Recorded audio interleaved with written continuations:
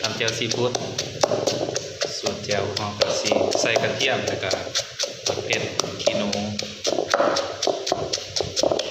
ขิงแล้วก็หอมปอกตำให้มันเด็ดโอเคถึงเวลาการปรุงเนาะหลังจากเราตำมะเขือแดกแล้วใส่น้ำปลาไปน้อยนึงต้องใส่หลายซ้ำบวงหนึ่งพอเอามาเป็นนัวใส่หลายเสียบหลายเด้อใส่หน่อยก็เสียบหลายคือกันใส่ได้โดนจึงโดนเบิด หลังจากนั้นก็ตามด้วยน้ำบีบไปเลย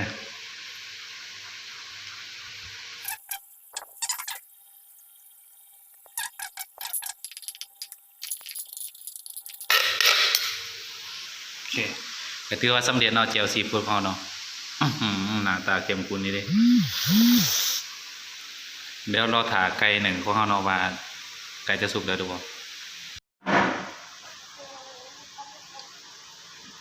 ครับกินไก่ยับเนี่ย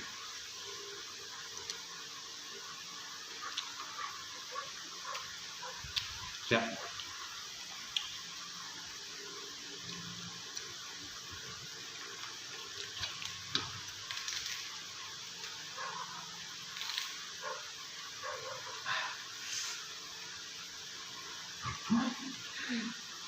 กินอย่างเนาะกินอย่างสู้ได้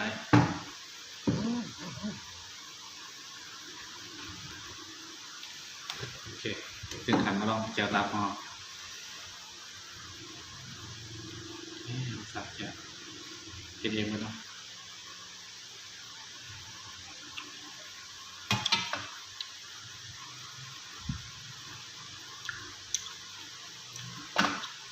ถ้าอยาก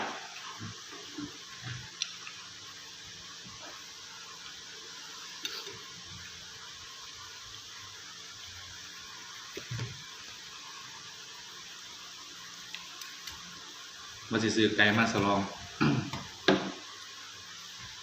สลองหยอดซับสไครต์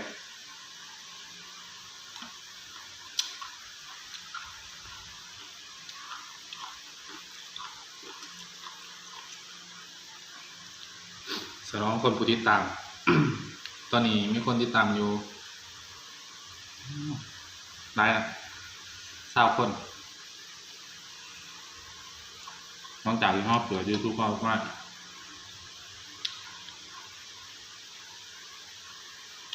3-4 เดือน5 เดือน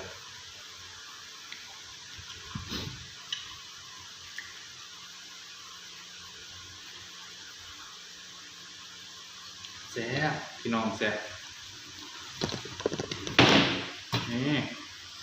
เนื้อแซ่บๆเลยใส่คำบึกๆเลยกับเจียวไป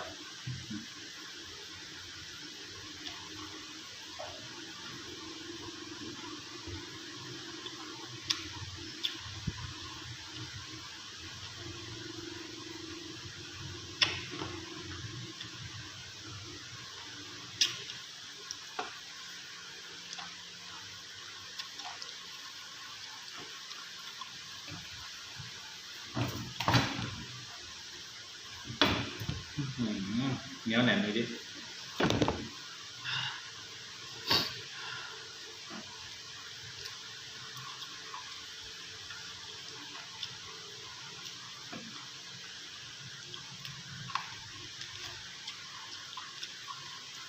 น้องซก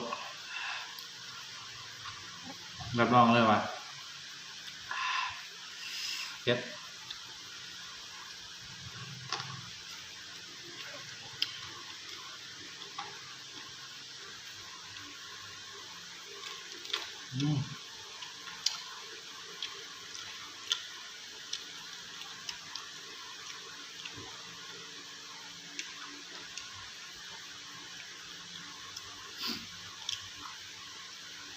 วงบินตำลายเลย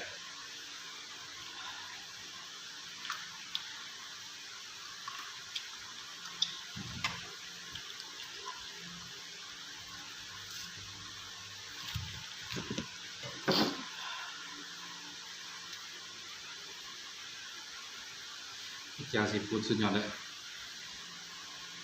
เฮ็ดเอง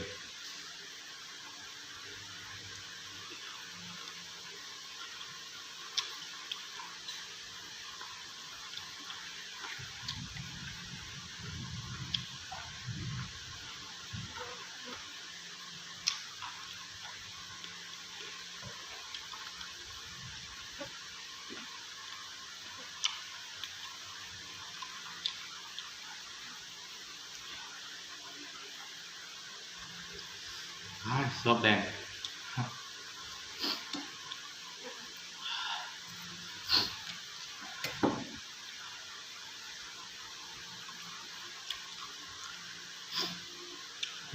คืออะไรดิ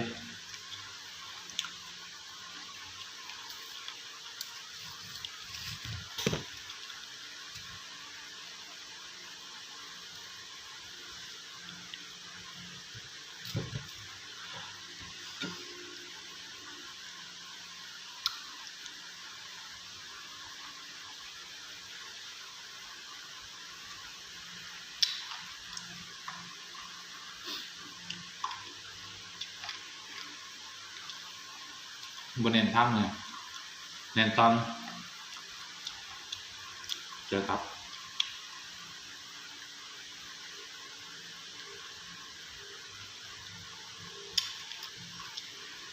จะ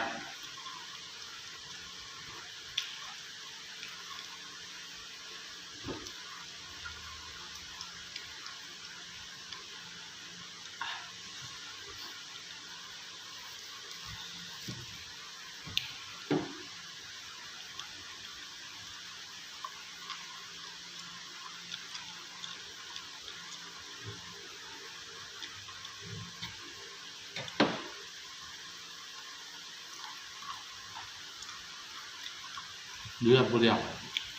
กินบุเรียว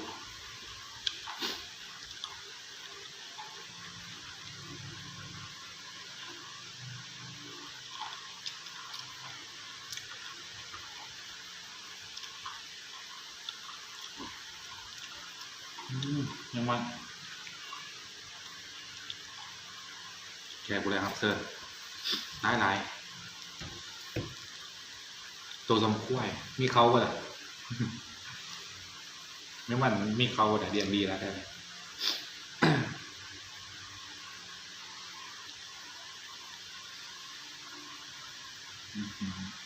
นัวๆเลย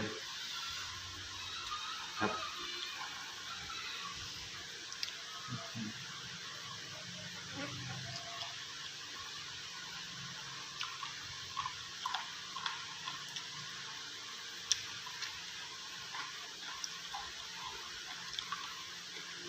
เพื่อสีหน่อยต้องไหวเวลา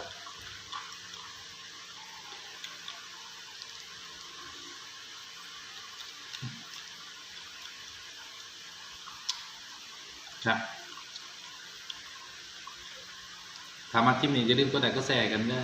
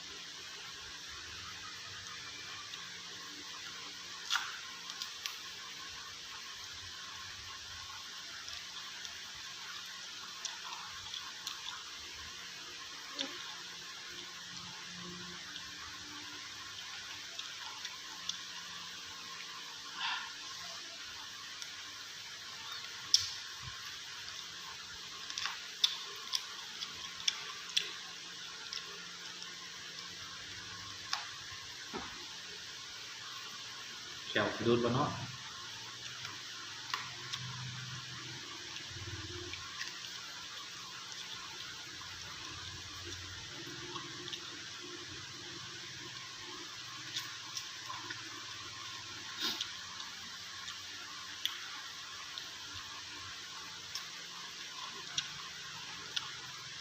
ลาก่อนมึงละ